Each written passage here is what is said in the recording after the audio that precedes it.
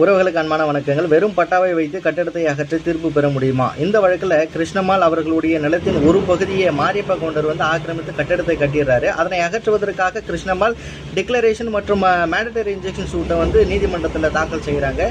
விசாரித்த நீதிமன்றம் கிருஷ்ணம்மாளுக்கு ஆதரவாக தீர்ப்பு அளிச்சுறாங்க. அதனை எதிர்த்து மாரியப்ப கவுண்டர் ஃபர்ஸ்ட் அப்பீல் பண்றாரு, டிஸ்மிஸ் ஆகுது. செகண்ட் அப்பீல் மதுரை உயர்நீதிமன்றத்தில் தாக்கல் பண்றாரு. அங்க என்ன சொல்றாருன்னா, ஒரு பட்டா ஆவணம் உரிமை மூல ஆவணமாக கருத முடியாது. மேலும் இந்த நிலத்தினுடைய பட்டா என்னுடைய மனைவி ராமுத்தாய் பெயரில் இருந்துச்சு, அவர்களுடைய பெயரில் இந்த வாதியின் பெயருக்கு எப்படி மாற்றம் செய்யப்பட்டது என்பதற்கான ஆதாரத்தை வாதி சமர்ப்பிக்கல அப்படின்னு வாதம் வைக்கிறார். இப்போ நீதியரசர் என்ன குறிப்பிடுகிறாருன்னா, பட்டா என்பது உரிமை மூல ஆவணம் இல்லை என்பதற்கான பல தீர்ப்புகளை சொல்லியிருக்கு. மேலும் ஏற்கனவே இருக்கின்ற பட்டாதாரருக்கு முறையாக நோட்டீஸ் அனுப்பிச்சு விளக்கத்தை கேட்டு தான் பட்டா பெயர் மாற்றம் செஞ்சிருக்கணும். அதையும் இவங்க செய்யலை. அதனால கீழமை நீதிமன்றம் வாதிக்கு வழங்கிய 2 தீர்ப்புகளை ரத்து செஞ்சு உத்தரவிடுகிறேன் என்பதை இதில் தெரிவிச்சிருக்காரு.